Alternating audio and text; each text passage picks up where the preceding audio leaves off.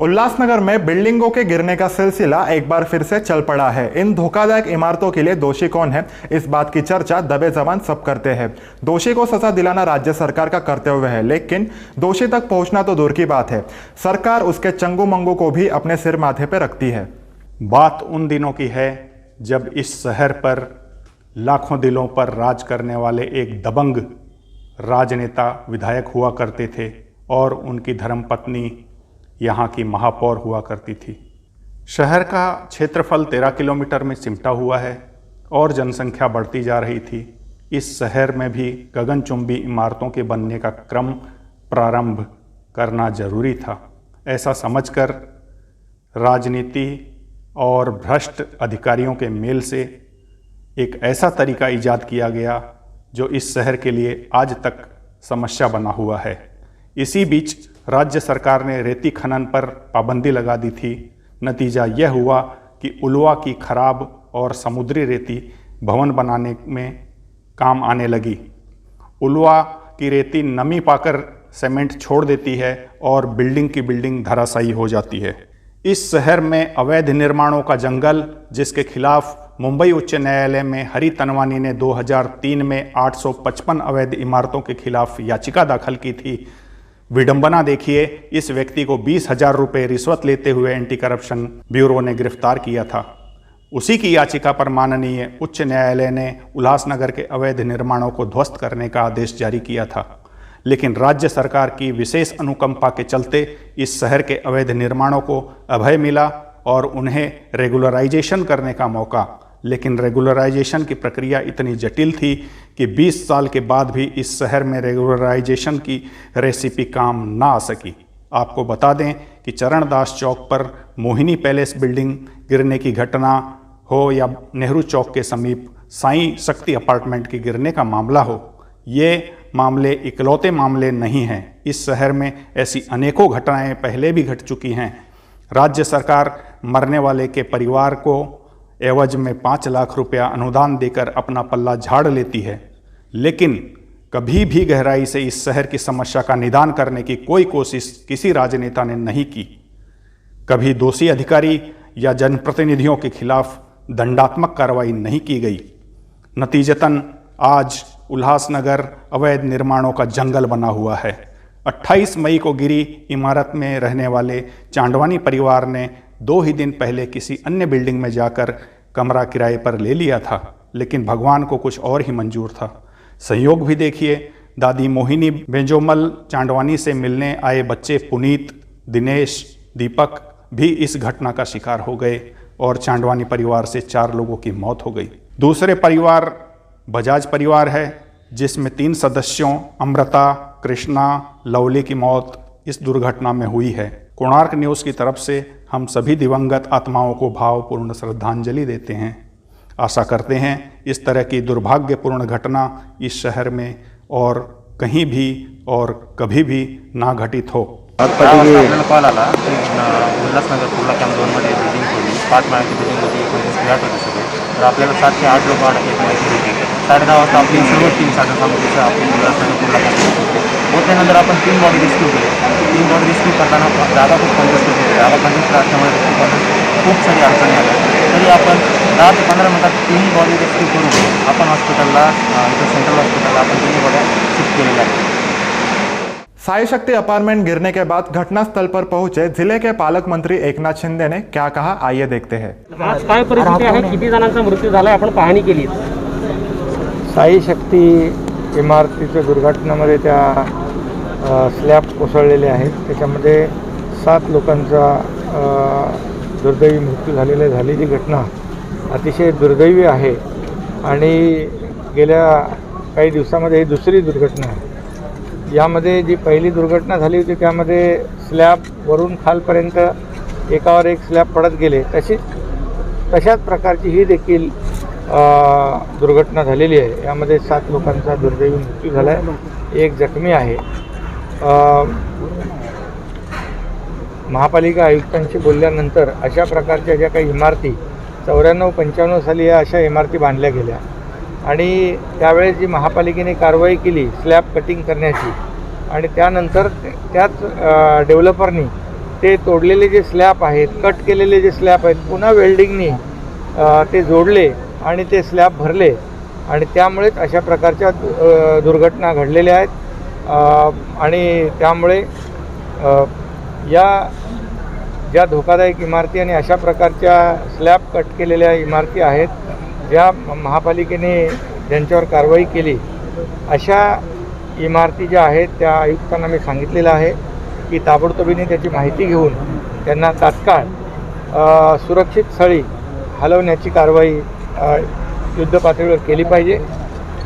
त्याचबरोबर अशा प्रकारचे महापालिकेने कारवाई केलेली असताना, स्लॅब कट केलेले असताना ते पुन्हा जोडून वेल्डिंग करून जो काही पुन्हा स्लॅब भरून त्या ठिकाणी लोकांना राहण्यासाठी ज्या डेव्हलपरनी हे काम केलं आहे आणि लोकांच्या जीवाशी ज्यांनी खेळ केलेला आहे त्याच्यावर कठोर कारवाई केली जाईल आणि कुठल्याही परिस्थितीमध्ये अशा प्रकारच्या इमारतींवर पुन्हा अशा प्रकारे पुनरावृत्ती अशा दुर्घटनांची होऊ नये यासाठी महापालिका तातडीने पावलं उचलेल। तर राज्य सरकार आता जे मृत झालेले आहेत किंवा जखमी आहेत त्यांच्या बाबतीत काय निर्णय घेणार आहे, कशा प्रकारची मदत मिळणार आहे आणि राज्य शासन हा प्रश्न कधी निकाली काढणार आहे धोकादायक इमारती? मुख्यमंत्री महोदयांशी माझी चर्चा झालेली आहे। झालेली घटना दुर्दैवी आहे। इमारती अधिकृत अनधिकृत आहेत याचा विचार न करता यामध्ये माणुसकीच्या नात्याने ज्यांचा दुर्दैवी मृत्यू झालेला आहे त्यांच्या कुटुंबियांना राज्य शासनाच्या वतीने 5 लाख रुपयाच्या मदतीचा हात दिला जाईल।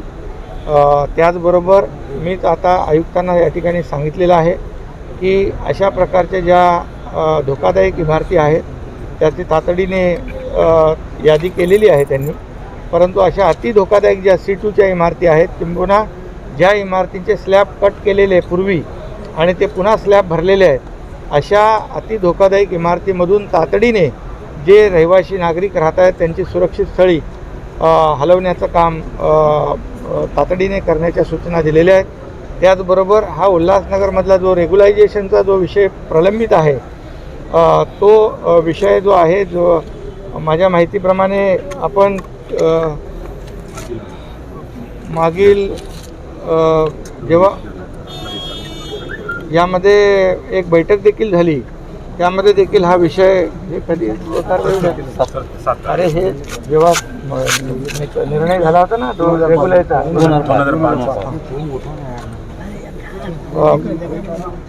नगर विकासचे प्रधान सचिव गगराणी साहेबांच्या बरोबर देखील यामध्ये यासाठी बैठक झाली होती। यामध्ये 2005 साली जे रेग्युलायझेशनचा जो निर्णय घेतला होता, परंतु जो रेडी रेकनर तेव्हाचा आणि आताचा हा जो काही डिफरन्स आहे त्यामुळे हे सर्वसामान्य लोक या सर्व परिसरामध्ये राहत आहेत। त्यामुळे आयुक्तांना मी सांगितले तातडीने हे जे काही सगळे इश्यू आहेत हे इन्क्लूड करून तातडीने हे या इमारती रेग्युलाइज कशा होतील आणि याचा पुनर्विकास कसा करता येईल आपल्याला, अशा प्रकारचं जे काही प्रस्ताव आहे तो तातडीने राज्य सरकारकडे पाठवण्याच्या सूचना दिलेल्या आहेत। मी तातडीने मुख्यमंत्री महोदयांशी बोलून या बाबतीमध्ये राज्य सरकारच्या वतीने या सर्व धोकादायक इमारतींचा पुनर्विकास कसा होईल, रेग्युलाइज कशा होतील यासाठी राज्य सरकार युद्धपातळीवर निर्णय घेईल। सर, मोहिनी पैलेसमध्ये 5 लोक मृत्युमुखी झाले होते, आतापर्यंत त्यांच्यावरती कायदेशीर कारवाई झाली नाही, याबाबत आपला ज्या इमारतींना अशा प्रकारच्या दुर्घटना ज्या ठिकाणी झालेल्या आहेत आणि ज्या डेव्हलपरनी त्या बांधल्या, लोकांच्या जीवाशी खेळण्याचा प्रयत्न केला। साई शक्ति अपार्टमेंट गिरने के बाद घटनास्थल पर पहुंचे उल्लासनगर महानगर पालिका सभागृह नेता भरत राजवानी गंगोत्री ने क्या कहा, आइए देखते हैं। हाँ, ये वही बिल्डिंग्स है जिनमें 20 रुपया लेके बिल्डिंगें छूट दी थी और बिल्डिंगें बनाने को दी गई है। इस तरह से पूरे उल्लासनगर में ये तो शुरुआत है, काफ़ी बिल्डिंगें और आने वाली है, क्योंकि आज हम जिस पूरे उल्लासनगर में घूम रहे हैं तो ऐसी बहुत सारी बिल्डिंगें हैं, लोग उनको खुद मेंटेन नहीं कर पा रहे हैं। इस तरह से हालात हो चुकी है कि ये लोग बिल्डिंगें छोड़ के जा रहे हैं और वहाँ पे जो दूसरी फैमिलीज आके अभी रह रही है रेंट वगैरह पे, ऐसे लोग वहाँ पे बेचारे जो मर रहे हैं ना, ये हमें देख के काफ़ी दुख हो रहा है कि इस शहर का आखिर होगा क्या। तो सर्वेपक्ष से बैठक लेके क्या निर्णय लिया जाएगा?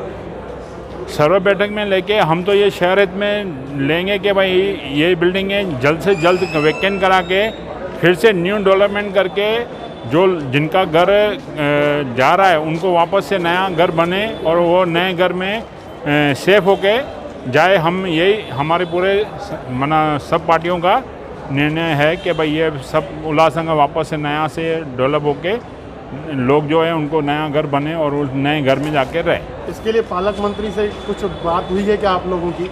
हुई है, हमारी उस दिन भी श्रीकांत शिंदे साहब से भी डिस्कशन हुई थी, ये 6 दिन पहला ही, कि इनका जल्द से जल्द निवारण हो, क्योंकि यहाँ पे जो टाइटल का लफड़ा है बिल्डिंग में, जो लोगों ने स्टैम्प ड्यूटी नहीं भरी है जिसके कारण आज टाइटल क्लियर नहीं हो रहा है, उसकी वजह से हमारी श्रीकांत शिंदे साहब भी बोली तो वो उसमें लगे पड़े हैं। इवन अजीत पवार या दूसरे सब जन लगे पड़े हैं कि इसका जल्द से जल्द निवारण हो और लोगों को अपना हक मिले। साई शक्ति अपार्टमेंट के गिरने के विषय में क्या कहा उल्लासनगर महानगर पालिका के जनसंपर्क अधिकारी डॉक्टर युवराज भदाने ने, आइए जानते हैं। देखिए, उल्लासनगर शहर के अंदर जो 2009 से ज़्यादा पैमाने पे स्ट्रक्चर गिरने का, स्लैब गिरने का, बिल्डिंग गिरने का जो सिलसिला चल रहा है उसमें काफ़ी लोगों की जान गई है। ये इतिहास है, वस्तुस्थिति है, सत्यता है। इसके लिए यहाँ पे अभी रेगुलेशन का एक्ट किया लोगों के लिए, उल्लासनगर के सिटीजन्स के लिए। डेंजरस बिल्डिंग को 4 APSI दिया गवर्नमेंट ने, तो भी लोग आगे नहीं आ रहे। महानगर पालिका की तरफ से जो लीगल नोटिसेस है, एक्शंस लेने के लिए बार बार जनता को या जो सनदी का धारक है, फ्लैट्स होल्डर्स है, प्रॉपर्टी होल्डर्स है, उनको रिक्वेस्ट की गई है, मीडिया के द्वारा की गई है, इलेक्ट्रॉनिक्स मीडिया, प्रिंट मीडिया, जाहिर आह्वान, नोटिस। इसके बावजूद भी लोग प्रतिसाद नहीं दे रहे हैं। अभी रात को ही ये सिलसिला करने के बाद माननीय नगर विकास मंत्री महोदय और पालक मंत्री ठाणे जिला नामदार एकनाथ जी शिंदे साहब ने यहाँ पे उस ऐसे तरीके के जो भी कुछ धोखादायक इमारत है, इस तरीके के जो स्ट्रक्चर है जिसकी प्रीवियस जो एडमिनिस्ट्रेशन था नगर पालिका उसके पीरियड में 94 में 95 में खाली ओनली स्लैब कटिंग करके जो एक्शन ली गई थी दिखाने के लिए, वो एक्शंस में बाद में लोगों ने स्लैब भर के वापस लोगों को फ्लैट बेचे गए, सनदी बेची गई। ऐसे बिल्डर्स और ऐसे लोगों के ऊपर और उस पीरियड के जो भी कुछ ये होंगे अधिकारी कर्मचारी, उनके ऊपर कार्रवाई करने के निर्देश माननीय आयुक्त महोदय को दिए हैं। और उल्लासनगर महानगर पालिका प्रशासन की महानगर पालिका की ओर से सभी उल्लासनगर शहर वासियों को एक फिर से रिक्वेस्ट की जाती है कि अपने बिल्डिंग का स्ट्रक्चरल ऑडिट रिपोर्ट जल्दी से जल्दी सबमिट करें। जो 10 साल पुरानी स्ट्रक्चरल ऑडिट है, G+2 के आगे भी जितने हैं या G+1 के आगे, उनका आप खुद स्ट्रक्चरल ऑडिट करके यहाँ पे वो बिल्डिंग इमारत रहने लायक है या नहीं है उसका रिपोर्ट देना चाहिए। यदि ऐसा नहीं करते तो महानगर पालिका अपनी तरफ से सख्त कदम उठाने के लिए भी तैयार है। लोगों की जान जाने से अच्छा है कि लोगों को थोड़ा सा तकलीफ हुआ, फ्लैट होल्डर्स को थोड़ा सा तकलीफ हुआ तो भी चलेगा, लेकिन लोगों की जान बचनी चाहिए। उसके लिए महानगर पालिका हर प्रकार का लीगल एक्शन लेने के लिए सक्षम है, तैयार है और वो लेगी। कोणार्क, अपना शहर, अपनी बातें।